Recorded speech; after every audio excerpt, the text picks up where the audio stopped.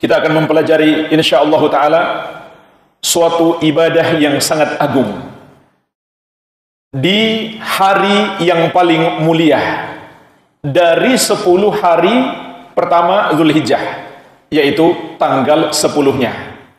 Karena ada sebuah hadis yang diriwayatkan Abu Daud dari sahabat yang mulia Abdullah bin Qurt radhiyallahu anhu, Rasulullah sallallahu alaihi wasallam mengatakan, "Inna a'dhamal ayyami 'indallahi yaumun nahar, thumma yaumul qar." Sesungguhnya hari yang paling agung di sisi Allah Subhanahu wa taala adalah hari An-Nahar, hari berkurban, tanggal 10 Zulhijjah. Kemudian hari Al-Qar, yaitu 1 hari setelahnya. Maka kita akan mempelajari salah satu ibadah yang paling agung di hari yang paling agung secara mutlak, yaitu tanggal 10 Zulhijjah. Yang akan kita pelajari adalah ibadah al-udhiyah atau berkorban. Kita akan membahas permasalahan demi permasalahan yang disebutkan para ulama dalam pembahasan fikih kurban.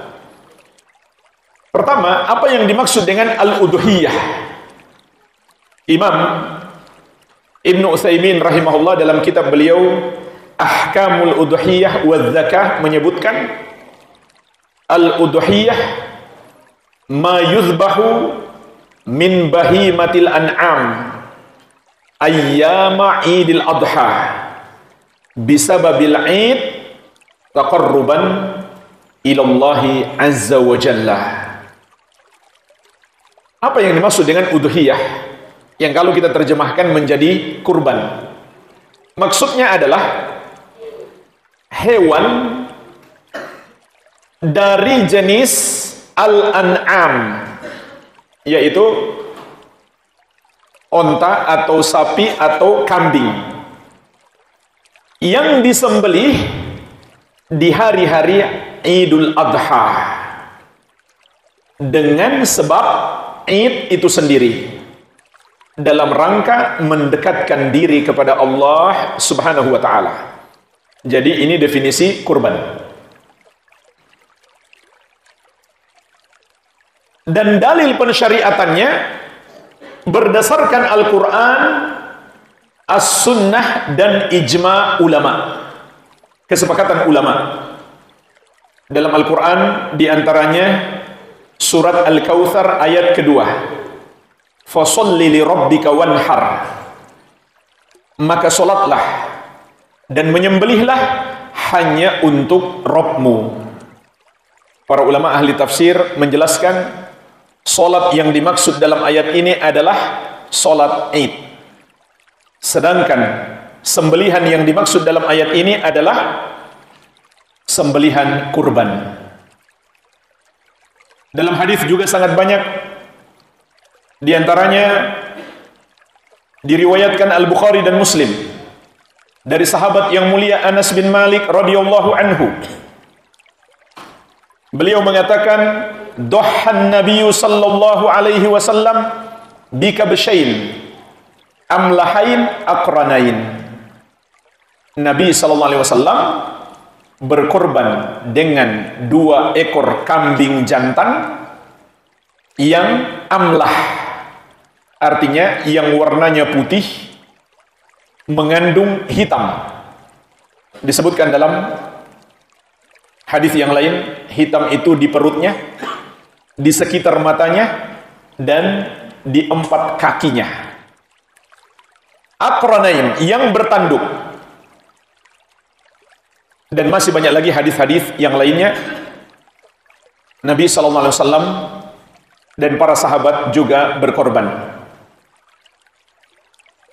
Dan banyak ulama telah menukil adanya ijma', kesepakatan ulama, baik dari kalangan 4 mazhab maupun yang lainnya, bahwa berkorban itu disyariatkan.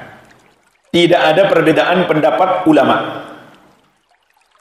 Tidak ada perbedaan pendapat ulama bahwa berkorban adalah syariat. Hanya saja ulama kemudian beda pendapat.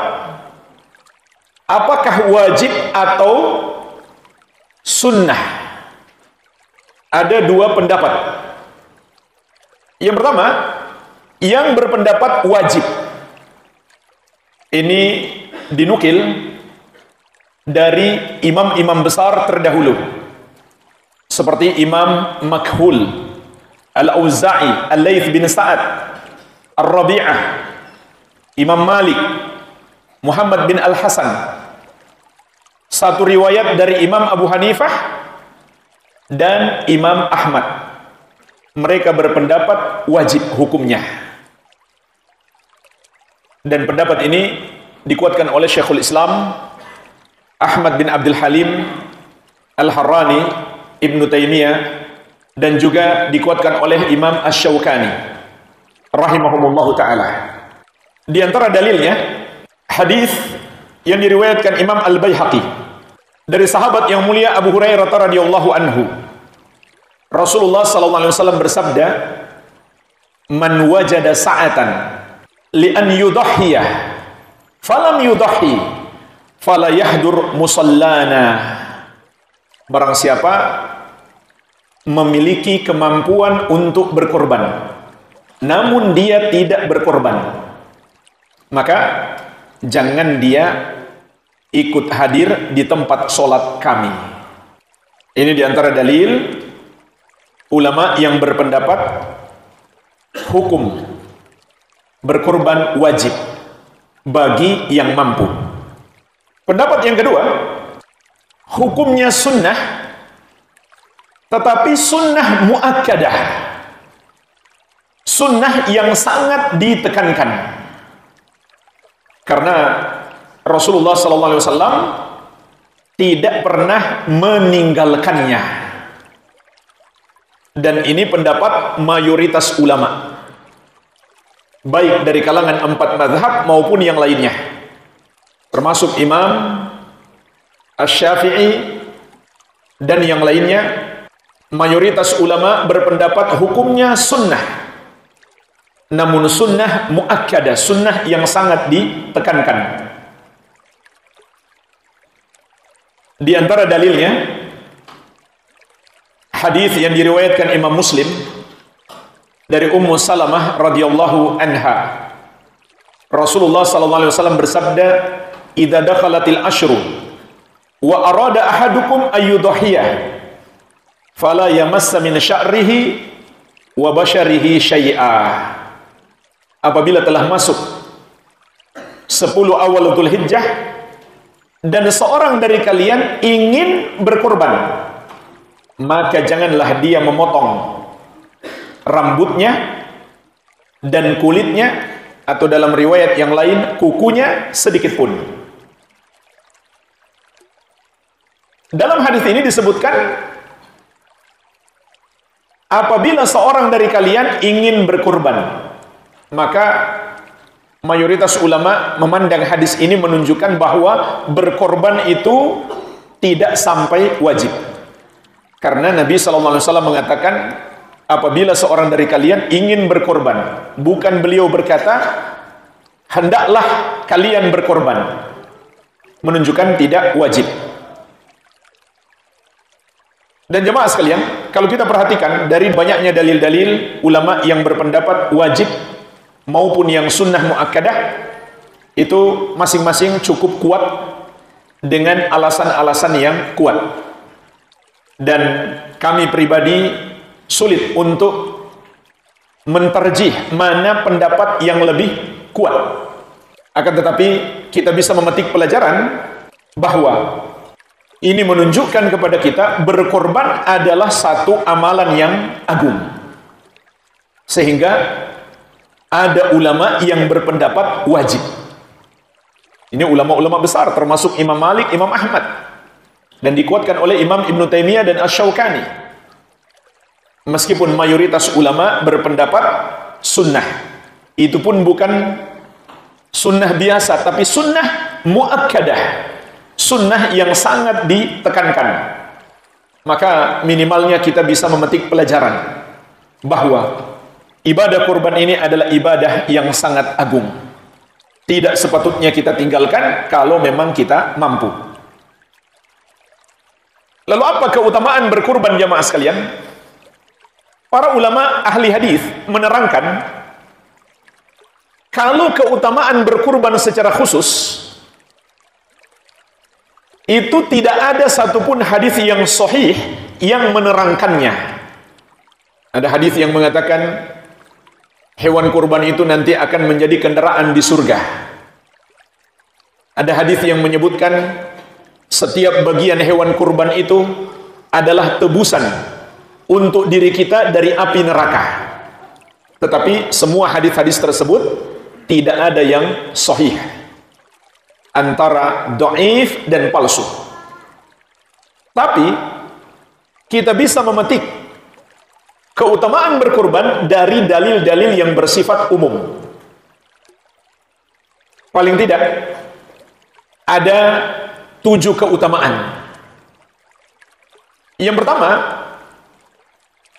berkurban itu adalah realisasi tauhid, bukti pengamalan tauhid, dan syiarnya yang sangat agung. Sehingga di surat Al-An'am Allah Subhanahu wa taala memerintahkan kepada Nabi sallallahu alaihi wasallam untuk menegaskan, "Qul inna salati wa nusuki." Katakan wahai Muhammad, sesungguhnya salatku dan nusukku. Nusuk di sini bisa bermakna ibadah secara umum, bisa bermakna sembelihan secara khusus. Wa mahyaya wa mamati, hidupku dan matiku lillahi rabbil alamin, hanya untuk Allah Rabbul alamin. La syarikalah, tidak ada sekutu baginya. Artinya tidak ada sekutu bagi Allah. Dia tidak pantas dipersekutukan dalam semua ibadah kita, termasuk sholat dan menyembelih. Dan juga bagi orang-orang musyrik, menyembelih untuk selain Allah adalah syiar mereka yang agung. Sehingga dulu di masa jahiliyah ada berhala namanya Manat.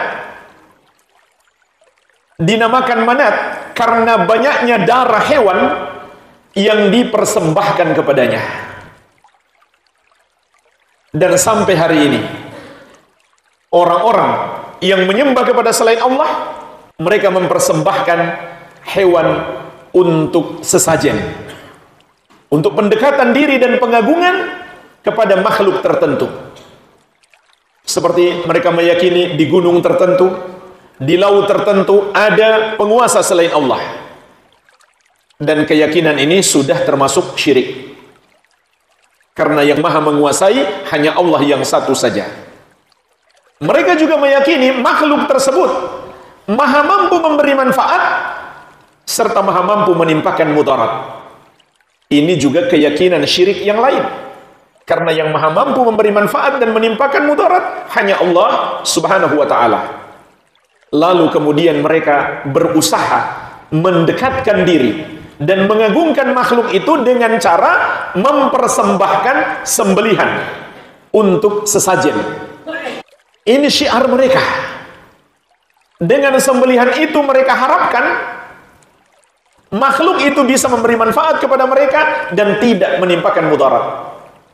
Bahkan sampai ada kejadian setelah mereka bikin upacara sesajen, malah terjadi musibah. Tetapi apa yang terjadi setelah musibah? Mereka mengatakan, nampaknya sesajen kemarin masih kurang.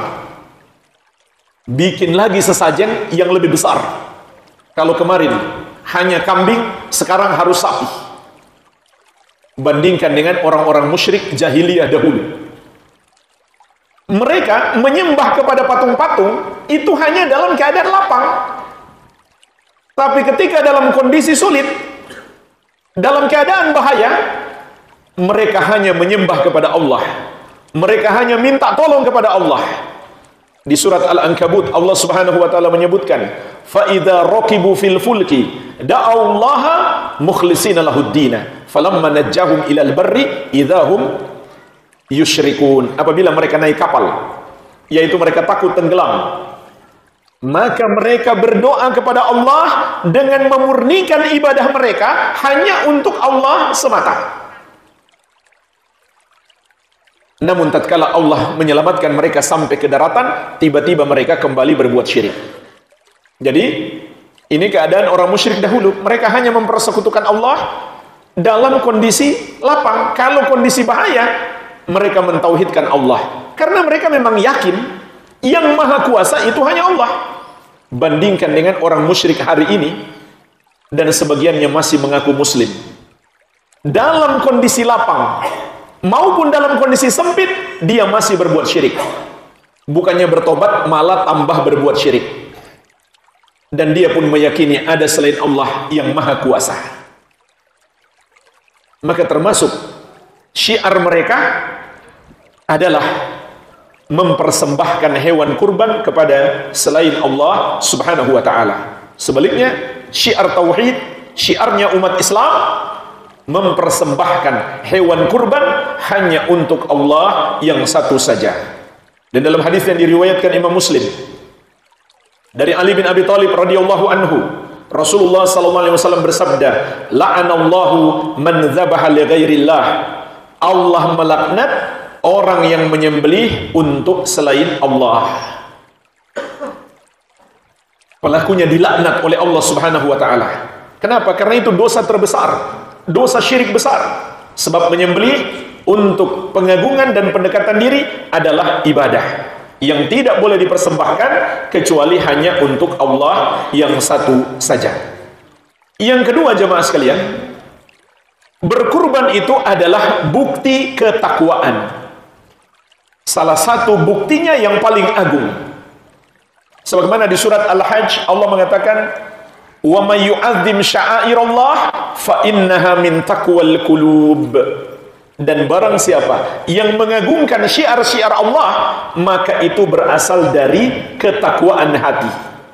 Para ulama ahli tafsir menerangkan, termasuk makna ayat ini adalah berkurban dengan hewan kurban yang besar, yang bagus dan gemuk. Ibnu Abbas radhiyallahu anhu mengatakan, maksud ayat ini isti'dhamuha wastihsanuha wastismanuha, membesarkan hewan kurban, memperbagusnya, dan menggemukkannya. Atau dengan kata lain, kita beli yang bagus, yang besar dan gemuk. Kalau kita pelihara baik-baik, kasih makan yang banyak, jaga, jangan sampai cacat, supaya tetap bagus hewannya.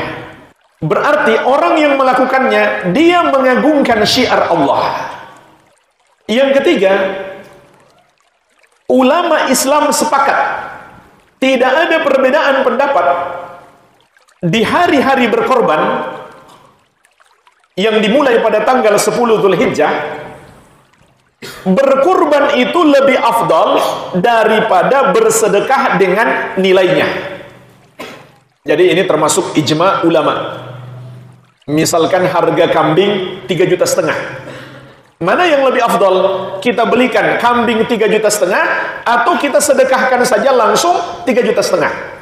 Maka ulama Islam tidak berbeda pendapat. Lebih afdal adalah kita belikan kambing untuk berkorban. Ini dalil dari ijma ulama, sepakat ulama. Dan ijma ulama adalah hujjah. Dan bersedekah, kita sudah pahami bersama, keutamaannya luar biasa. Nabi SAW pernah mengatakan, kullun fi dhilli sadaqatihi yaumal qiyamah. Setiap orang akan berada di bawah naungan sedekahnya di hari kiamat. Nabi SAW juga pernah bersabda, fattaqun nar walau bisyikki tamratin. Bentengi dirimu dari api neraka meskipun hanya dengan bersedekah sepotong kurma atau separuh kurma. Artinya, meskipun sedekah kita sangat sedikit, bisa jadi itu sebab yang menyelamatkan kita dari api neraka. Betapa agungnya ibadah sedekah. Nah, ternyata ulama sepakat berkorban di hari raya Idul Adha lebih afdal daripada bersedekah. Menunjukkan betapa agungnya berkorban itu. Dan yang keempat, nilai pengorbanan itu sendiri. Nabi SAW mengatakan kepada Aisyah radhiyallahu anha, ajruki ala qadri nasabiki wa nafaqatiki. Pahalamu sesuai dengan kadar capekmu dan harta yang kamu keluarkan, yang kamu belanjakan. Jadi makin mahal hewan kurban kita, pahala kita akan makin besar. Sehingga disebutkan juga hewan kurban Nabi sallallahu alaihi wasallam saminain saminain. 2 ekor kambing yang besar, yang gemuk, saminain, yang harganya mahal. Padahal kita semua tahu Nabi Muhammad SAW tidaklah dikenal sebagai orang yang kaya raya.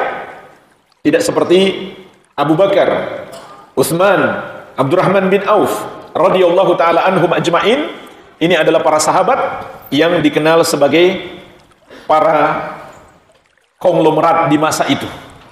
Nabi SAW tidak dikenal sebagai orang kaya, namun beliau setiap tahun berkurban dan hewan kurban beliau yang harganya mahal. Maka makin mahal hewan kurban kita, begitu pula makin besar hewan kurban kita, pahalanya pun akan semakin besar. Yang kelima,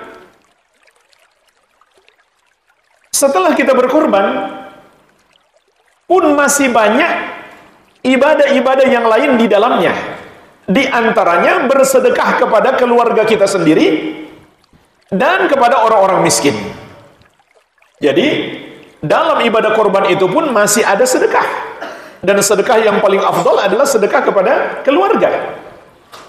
Kemudian kepada orang-orang miskin. Dan orang miskin yang diutamakan adalah tetangga terdekat. Kalau punya hubungan keluarga, dia juga yang lebih berhak.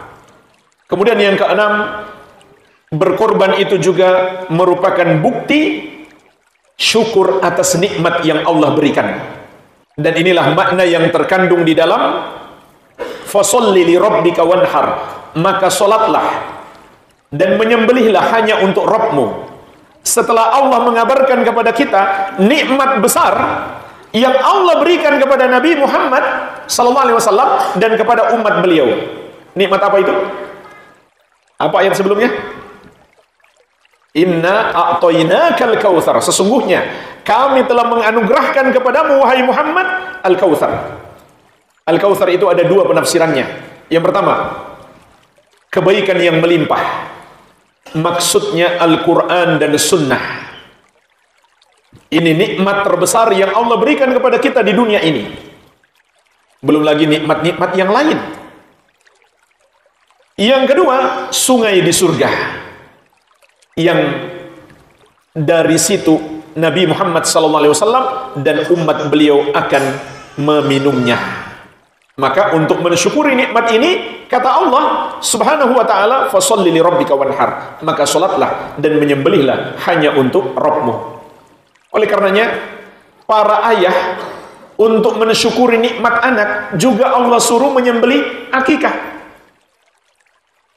1 ekor kambing untuk anak perempuan, 2 ekor kambing untuk anak laki-laki, disembelih di hari ke-7. Menunjukkan bahwa menyembelih adalah bukti rasa syukur kita kepada Allah, dan dengan itu Allah Subhanahu wa taala akan menambah nikmatnya kepada kita sebagaimana janji Allah, la in syakartum la azidannakum wa la in kafartum inna adzabi lasyadid. Kalau kamu bersyukur, sungguh benar-benar akan kutambah nikmatku. Namun kalau kamu ingkar, maka sungguh azabku sangatlah pedih. Yang ke-7 jamaah sekalian, dengan berkorban juga akan menjadi sarana pendidikan tauhid untuk anak-anak kita, keluarga kita dan masyarakat kita. Ini syiar yang sangat agung. Oleh karena itu, ajak anak-anak kita untuk melihat langsung bagaimana penyembelihan korban yang dipersembahkan untuk Allah Subhanahu wa taala. Maka di dalamnya ada pengajaran langsung kepada mereka untuk mentauhidkan Allah Tabaraka wa taala dan mempersembahkan ibadah hanya untuknya saja. Paling tidak jemaah sekalian, berdasarkan dalil-dalil yang bersifat umum, ini adalah 7 keutamaan dan manfaat berkurban. Pembahasan berikutnya masalah waktu berkorban. Pertama, terkait waktu kapan mulainya. Maka ada kesepakatan ulama, waktu mulainya adalah setelah sholat Idul Adha. Hanya saja ada sedikit perbedaan pendapat ulama di sini.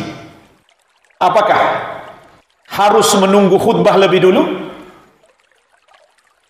Juga ulama beda pendapat, apakah harus pemimpin yang lebih dulu berkorban? Maka pendapat yang paling kuat insya Allah adalah tidak harus menunggu khutbah, tapi lebih afdal. Tidak harus pula menunggu pemimpin lebih dulu berkorban, tapi lebih afdal. Jadi ba'da sholat, kalau ada yang mau bisa langsung, bahkan tanpa menunggu khutbah selesai. Tapi kalau dia menunggu mendengarkan khutbah, tentu lebih afdal. Kecuali khutbahnya agak kacau, lebih bagus tinggalkan saja. Tapi kalau khotibnya ahlu sunnah, menyampaikan nasihat yang baik, maka tentu lebih afdal kita mendengarkan khutbah. Dan sudah dimaklumi ini tidak wajib. Beda dengan khutbah Jumat wajib, tapi khutbah Id tidak wajib. Ini juga berdasarkan banyak hadis, di antaranya diriwayatkan Al-Bukhari dan Muslim dari Jundab radhiyallahu anhu. Rasulullah sallallahu alaihi wasallam menegaskan, "Man dzabaha qabla an yusalliyah falyadhbah ukhra makanaha." Barang siapa telah menyembelih sebelum sholat, maka hendaklah dia sembelih hewan lain untuk menggantinya, karena itu tidak sah. Juga diriwayatkan Al-Bukhari dan Muslim dari Al-Bara' bin Azib radhiyallahu anhu.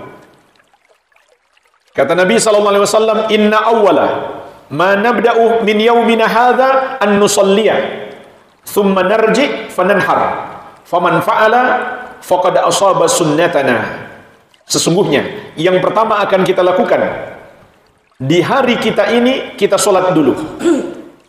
Kemudian kita kembali, lalu kita berkorban. Maka siapa melakukan seperti itu, dia telah mencocoki sunnah kami. Makanya jemaah sekalian dianjurkan juga sholat Idul Adha itu lebih cepat dibandingkan sholat Idul Fitri, agar waktu menyembelih lebih panjang. Namun jemaah sekalian, bagaimana dengan daerah yang tidak ada sholat Id padanya? Meskipun zaman sekarang itu mungkin hampir tidak ada daerah seperti ini, tapi di zaman dahulu ada, yaitu tempat-tempat terpencil, jauh dari kota. Seperti di padang-padang pasir dahulu, mereka tidak disyariatkan untuk sholat Id. Maka bagi mereka waktunya ya diperkirakan saja. Jika perkiraan orang di kota sholat Idnya sudah selesai atau sudah masuk waktu duha, boleh bagi mereka untuk menyembelih. Jadi karena mereka tidak sholat, maka mereka memperkirakan saja waktunya. Ini waktu awal penyembelihan. Kapan waktu akhir penyembelihan?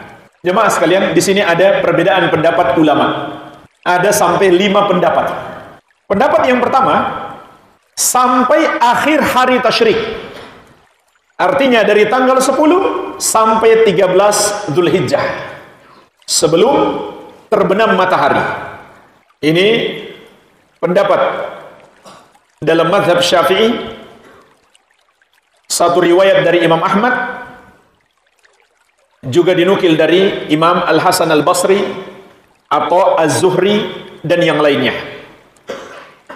Dan ini juga dikuatkan oleh Syekhul Islam Ahmad bin Abdul Halim Al-Harrani, Ibnu Taimiyah, dan Imam Ibnul Qayyim rahimahumullahu ta'ala.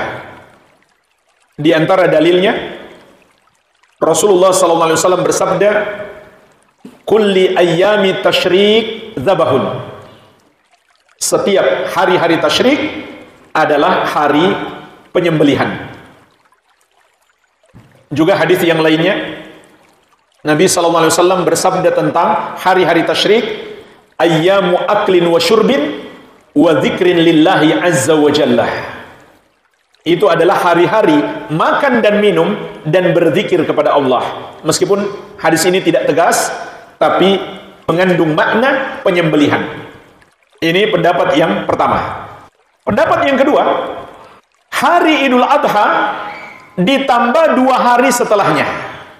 Jadi tanggal 10 sampai tanggal 12 saja. Cuma 3 hari. Ini pendapat dalam mazhab Hanafi, Maliki, dan Hambali. Diriwayatkan juga dari sejumlah sahabat. Hanya saja banyak riwayat-riwayat dari sahabat ini dhaif, tidak sahih. Ini pendapat yang kedua. Pendapat yang ketiga,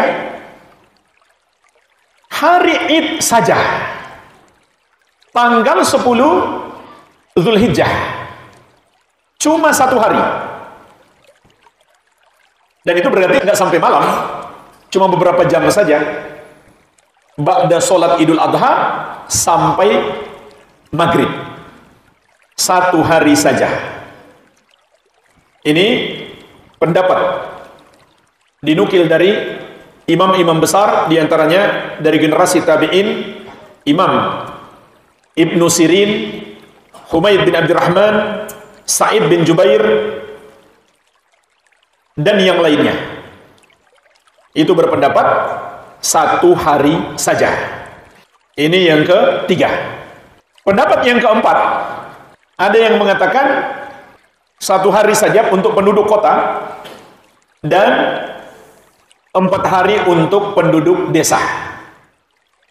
Ini dinukil oleh Asy-Syaukani di dalam Nailul Autar. Ini pendapat yang keempat, 1 hari untuk penduduk kota dan 4 hari sampai akhir 13 Zulhijjah untuk penduduk desa. Ini pendapat yang keempat. Pendapat yang kelima, pendapat kelima ini paling panjang waktunya, yaitu seluruh bulan Zulhijjah. Ini pendapat dinukil dari Abu Salimah bin Abdurrahman, Sulaiman bin Yasar, dan Ibnu Hazm. Inilah jemaah sekalian 5 pendapat. Pendapat yang paling kuat insyaallah ta'ala adalah pendapat yang pertama. Tadi sudah kita sebutkan ada dalilnya, dikuatkan juga oleh Imam Ibnu Taimiyah dan Imam Ibnul Qayyim. Cuma di sini ada pelajaran penting yang bisa kita petik. Yang disepakati ulama hanya 1 hari saja. Tanggal berapa itu? 10 Zulhijjah. Selebihnya ulama sudah beda pendapat. Berarti menyembelih di hari itu yang paling afdal. Dan keluar dari perbedaan pendapat ulama itu lebih afdal. Oleh karena itu, saya sarankan jangan ditunda. Hendaklah kita berusaha menyelesaikan sembelihan di hari 10 Zulhijjah, di hari raya Idul Adha. Kecuali memang misalkan karena banyaknya hewan sembelihan, tenaganya sedikit, tidak bisa menyelesaikan, maka tidak mengapa sebagiannya dilanjutkan besok hari. Bagaimana kalau disembelih malam? Maka mayoritas ulama berpendapat tidak masalah. Boleh menyembelih di malam hari. Jadi yang disepakati ulama cuma tanggal 10 Zulhijjah, hari pertama. Selebihnya ulama sudah berbeda pendapat. Mungkin ada yang merasa repot kalau misalkan hari raya berjumpa dengan hari Jumat. Karena mau persiapan Jumat, maka jemaah sekalian kita katakan, pertama, tidak masalah. Kita tetap menyembelih, mungkin 1 jam sebelum Jumat kita istirahat sudah untuk persiapan sholat Jumat. Jadi nggak perlu ditunda sampai besok. Atau minimalnya kita tunda ba'da Jumat. Kalau kita mau sholat Jumat. Namun bagi orang yang sudah sholat Id, dia pun tidak wajib ikut sholat Jumat. Ada sebuah hadis diriwayatkan Imam Abu Dawud dan Ibnu Majah dari Abu Hurairah radhiyallahu anhu. Rasulullah sallallahu alaihi wasallam bersabda, "Qad ijtama'a fi yaumikum hadza 'idani." Sungguh telah berkumpul pada hari kalian ini dua hari raya. Faman syaa ajza'ahu minal jum'ah. Maka siapa yang menghendaki sholat Id itu sudah mencukupinya sehingga dia tidak harus sholat Jumat. Namun kata para ulama, dia tetap harus sholat zuhur. Dan tidak masalah dia sholat di rumah.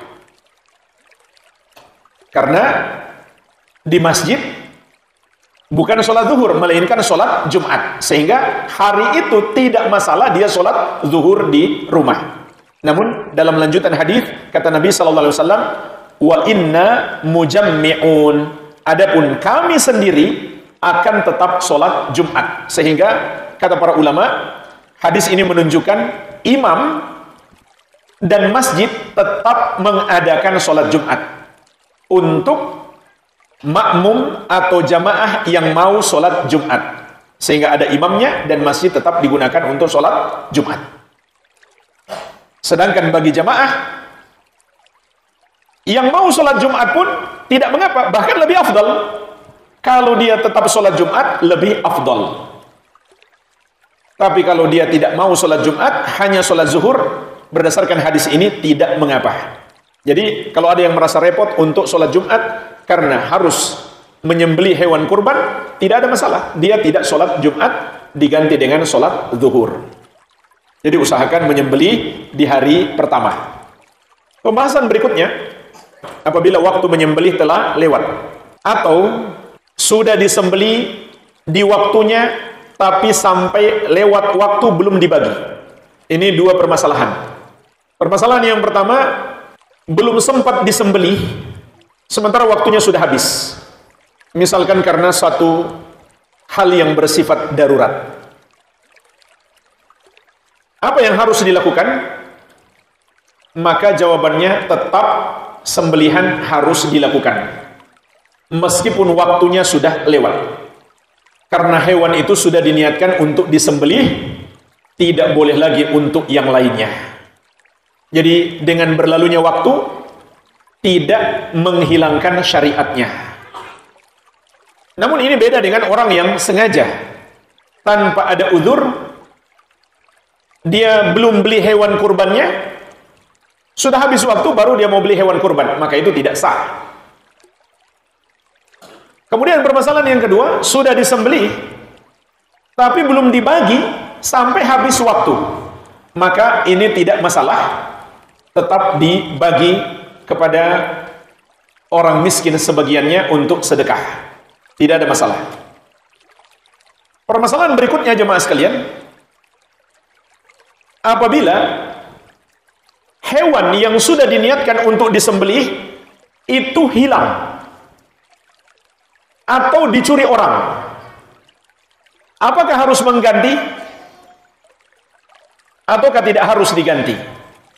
Jawabannya tergantung. Kalau hilangnya hewan tersebut atau dicuri karena kelalaian dia, maka harus diganti. Misalkan dia sengaja tidak mengikat hewan tersebut, makanya hilang, berarti ada unsur kelalaian, maka wajib untuk diganti dengan yang baru dan disembelih sebagai hewan kurban. Namun kalau bukan karena kelalaiannya, dia tidak harus mengganti. Tapi pertanyaannya jemaah sekalian, bagaimana kalau hewannya muncul lagi padahal waktu sudah habis, nggak jadi hilang? Atau orang yang mencuri akhirnya sadar, bertobat, tapi dia kembalikan, waktunya sudah habis, maka tetap harus disembelih meskipun sudah habis waktunya, sebagaimana pembahasan sebelumnya. Pembahasan berikutnya, ada syariat khusus bagi orang yang sudah niat berkorban, yaitu dia tidak boleh memotong rambut seluruh tubuhnya, apakah rambut kepala atau rambut ketiak atau rambut kemaluan dan lain-lain. Begitu pula tidak boleh dia memotong kuku atau mengelupas kulit tubuhnya. Ini tidak dibolehkan apabila sudah masuk tanggal 1 Dzulhijjah.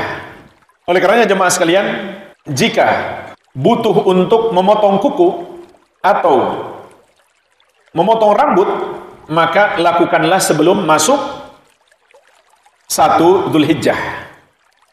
Kalau sudah masuk 1 Dzulhijjah, tidak boleh dia melakukan itu sampai kapan? Sampai hewannya disembelih. Ini berdasarkan banyak riwayat dari Ummu Salamah radhiyallahu anha yang dikeluarkan oleh Imam Muslim. Di antaranya Rasulullah sallallahu alaihi wasallam bersabda, "Idza dakhalatil asyru wa arada ahadukum ayyudhiya, fala yamassa min sya'rihi wa basyarihi syai'an." Apabila telah masuk 10 awal Dzulhijjah dan seorang dari kalian ingin berkurban, janganlah dia memotong rambutnya dan kulitnya sedikit pun. Dalam riwayat yang lain, kata Nabi sallallahu alaihi wasallam, "Idza ra'aitum hilal Dzulhijjah wa arada ahadukum ayyudhiyah, falyumsik an sya'rihi wa adfarihi." Apabila kalian telah melihat hilal Dzulhijjah, maksudnya kalau sudah masuk 1 Dzulhijjah, meskipun kita nggak melihat langsung hilal tersebut, dan seorang dari kalian ingin berkorban, maka hendaklah dia tidak memotong rambutnya dan kuku-kukunya. Hanya saja jemaah sekalian, ulama beda pendapat tentang hukum orang yang memotongnya. Apakah haram atau makruh? Ada 3 pendapat secara garis besarnya. Yang pertama, hukumnya haram. Ini pendapat dinukil dari tabi'in yang mulia Sa'id bin Al-Musayyib, Imam Ahmad, Ishaq bin Rahoya, Ibnul Munzir, dan sebagian ulama Syafi'iyah, bahwa hadis-hadis larangan untuk melakukan itu bagi orang yang niat berkorban menunjukkan perbuatan tersebut haram. Pendapat yang kedua, makruh. Ini pendapat Imam Syafi'i. Pendapat yang ketiga, tidak makruh. Ini pendapatnya Abu Hanifah. Namun ini pendapat yang paling lemah. Kalau kita kembali kepada kaidah, para ulama menjelaskan jika ada satu perintah, hukum asalnya adalah wajib, kecuali ada dalil yang memalingkan kepada sunnah atau kepada mubah. Begitu pula hukum asal larangan adalah haram, kecuali ada dalil yang memalingkan kepada makruh.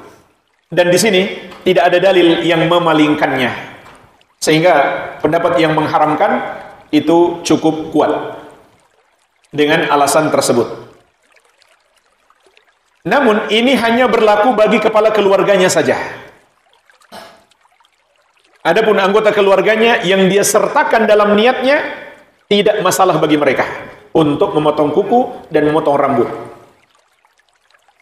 Paling tidak ada 3 hikmah yang disebutkan para ulama. Yang pertama adalah untuk menyerupai jamaah haji yang sedang berihram. Cuma bedanya kalau jamaah haji melakukan pelanggaran ihram seperti motong kuku atau motong rambut, itu ada denda, ada fidyah. Tapi bagi orang yang niat berkorban, cukup dia bertobat, tidak ada fidyah, tidak ada kafarah. Yang kedua, sebagian ulama mengatakan agar tatkala dia dibebaskan dari api neraka, dia dalam keadaan sempurna anggota tubuhnya semuanya, rambutnya, kukunya, dan semuanya. Dan hikmah yang ketiga, ini yang paling penting, untuk menaati syariat Allah dan Rasulnya. Ini yang paling penting. Pembahasan berikutnya, hukum penting apabila seekor hewan sudah diniatkan, dipastikan akan dijadikan sebagai hewan kurban, maka ketika itu hewan tersebut tidak boleh diperjualbelikan lagi, tidak boleh diberikan kepada orang lain sebagai hadiah. Itu sudah milik Allah Subhanahu wa ta'ala. Dan juga tidak boleh lagi dipergunakan. Contoh sapi, kalau sudah diniatkan sapi ini akan dijadikan hewan kurban, tidak boleh lagi digunakan untuk membajak sawah. Meskipun hari raya kurbannya masih setahun lagi misalkan, tetap tidak boleh kalau itu sudah diniatkan untuk kurban. Bahkan tidak boleh dimanfaatkan apapun dari hewan tersebut kecuali untuk kemaslahatannya. Contoh, kalau nggak diambil susunya bisa bermudarat, maka boleh diambil susunya. Setelah itu susunya nggak boleh dijual, boleh diminum sendiri dan boleh disedekahkan. Begitu pula kulitnya tidak boleh diambil, kecuali jika tidak diambil akan memudaratkannya, maka boleh. Setelah itu kulitnya tidak boleh dijual, tapi boleh digunakan sendiri atau disedekahkan. Disedekahkan lebih afdal. Ini hukum penting yang harus kita pahami. Kalau sudah diniatkan hewan tertentu, dipastikan ini akan dikorbankan, berarti sudah bukan milik kita. Sudah milik Allah Subhanahu wa ta'ala. Pembahasan berikutnya, tidak boleh memberi upah kepada pekerja yang mengurus hewan kurban kita dari hewan kurban tersebut. Tapi berilah upah dari harta yang lain. Sebagaimana dalam hadis yang diriwayatkan Imam Ibnu Majah dari sahabat yang mulia Ali bin Abi Thalib radhiyallahu anhu, beliau mengatakan, amarani Rasulullah sallallahu alaihi wasallam an aquma ala budunihi wa an aqsima jilalaha. Rasulullah sallallahu alaihi wasallam memerintahkan aku untuk mengurus onta beliau dan membagi pakaiannya. Kalau dia memiliki pakaian seperti pelananya misalkan, maka itu dibagi. Wa juludaha, dan juga kulitnya. Wa an la u'tiyal jazira minha syai'an, dan aku tidak boleh memberi sedikit pun darinya kepada tukang jagal sebagai upah. Waqal, dan beliau berkata, nahnu nu'tihi, kami memberikannya, maksudnya dari harta yang lain. Tapi kalau pekerja atau panitia atau tukang jagal diberikan bagian dari hewan kurban sebagai sedekah atau hadiah, tidak masalah, boleh. Yang tidak boleh kalau diberikan sebagai upah dari hewan kurban tersebut. Kenapa jemaah sekalian nggak boleh?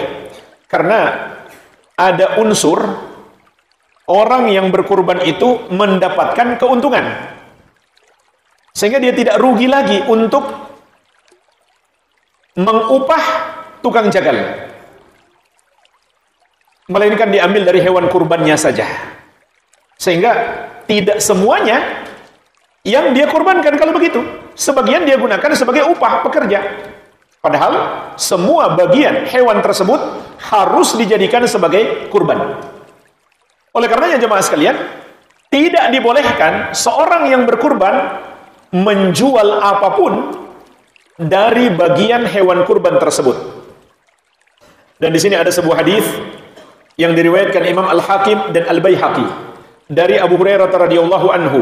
Rasulullah sallallahu alaihi wasallam bersabda, "Man ba'a jilda udhiyatihi fala udhiyata lahu." Barang siapa yang menjual kulit hewan kurbannya, maka tidak ada kurban baginya. Ini hadis larangan menjual bagian apapun dari hewan kurban tersebut. Hanya saja para ulama juga menjelaskan, andai dia jual tapi kemudian hasilnya dia sedekahkan, maka boleh. Begitu pula orang yang menerima sedekah atau hadiah hewan kurban, andai dia mau jual, tidak ada masalah, karena bukan dia yang berkurban. Yang dilarang adalah yang berkorban itu sendiri untuk menjualnya. Kalau dia menjual, itu namanya bukan berkorban, tapi beruntung. Pembahasan yang berikutnya, dan ini yang terakhir, tentang berkorban dari orang yang sudah wafat. Maka jemaah sekalian, di sini ada 3 permasalahan. Yang pertama, orang yang sudah wafat diniatkan bersama dengan orang yang masih hidup, maka ini yang dianjurkan berdasarkan dalil umum perbuatan Nabi SAW berkurban untuk diri beliau dan untuk keluarga beliau, maka itu mencakup keluarga yang masih hidup maupun yang sudah wafat. Yang kedua, apabila mayit itu berwasiat agar sebagian hartanya digunakan untuk berkurban, maka ini harus ditunaikan karena wasiat. Tapi ada syarat, tidak boleh lebih dari 1/3 hartanya. Yang ketiga, apabila diniatkan secara khusus hanya untuk si mayit, kita belikan seekor kambing misalkan dengan niat untuk ayah kita yang sudah wafat, maka di sini ada khilaf ulama. Sebagian membolehkan, dikiaskan dengan sedekah, sebagian tidak membolehkan, dan pendapat yang lebih kuat tidak boleh, karena Nabi SAW dan para sahabat tidak melakukannya. Jadi cukup orang yang hidup berniat untuk dirinya dan seluruh keluarganya, maka keluarganya yang sudah wafat pun akan dapat pahala. Walhamdulillah jamaah sekalian, ini beberapa permasalahan terkait dengan fikih kurban yang bisa kita bahas di kesempatan ini. Semoga yang sedikit ini bermanfaat. Lebih dan kurangnya saya mohon maaf. Wabillahi taufik. Subhanakallahumma wabihamdik, asyhadu an la ilaha illa anta, astaghfiruka wa atubu. Assalamualaikum warahmatullahi wabarakatuh. Sampai jumpa kembali di World Islam Channel.